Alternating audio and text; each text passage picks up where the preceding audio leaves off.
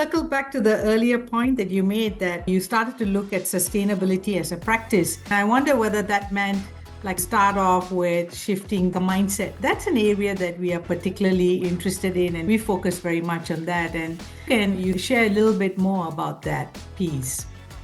Sure. This is the Mastery Effect. That's the name of your podcast, and it's linked to the whole tradition of Society for Organizational Learning and Peter Senge's work, and all of that coming out of the same intellectual crucible, to use your word, as Donella Meadows and Grove. They were all studying and working together at MIT back in the day.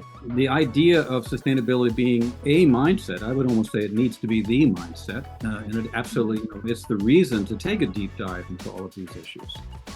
Because it's a planetary imperative now to work towards it.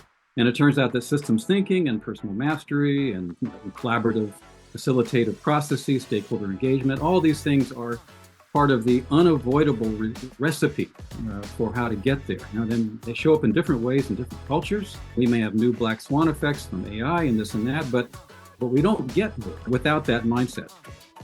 So I've been working a long time on how do you get that mindset more accessible. Many years ago, I had a little aha moment because we were working on sustainability indicators in a very technical way, and we were looking at the framing of a very well-known ecological economist around that time, Herman Daly, who said, hey, there's nature, and nature creates the stuff that we make economies out of, and then the economy makes a society possible, and if you have a good society, you have healthy individuals.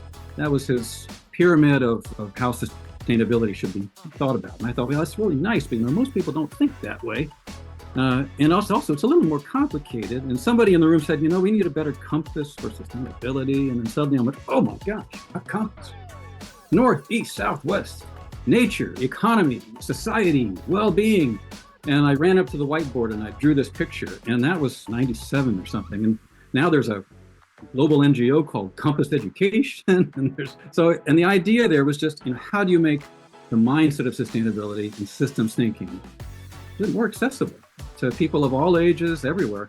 And that little symbol, the compass, is used for their annual reports on sustainability, or companies working in the outdoor arena, like the compass mountain metaphor. So I'm very happy that a lot of people are still working on that. I have no formal role with Compass Education, for example. It's an NGO that's run by people that I gifted my intellectual property to. But they're doing a great job, and I'm a big cheerleader. But I'm still working on new ways to get that mindset a little deeper into the culture.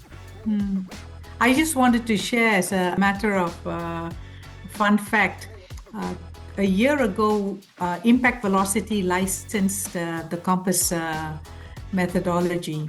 Oh, you did? Yes, and so we have a 5-year license. Now. I liked you already. I know I like you even better. Yeah.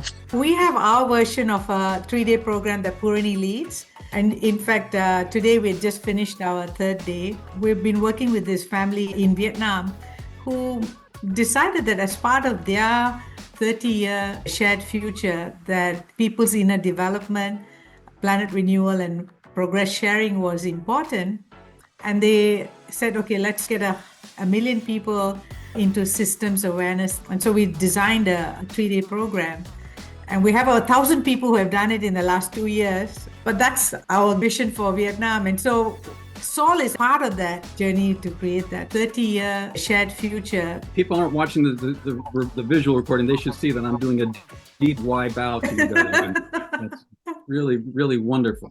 Well, we're standing on your shoulders, all that great work and that you've done, and many, many more. And it's just amazing as we zoom out and hear and see all the great work. That gives us hope that this can be done. We're really so happy that in the occasion of this Soul Conference, bringing together like kind of almost a virtual catch up and reconnection.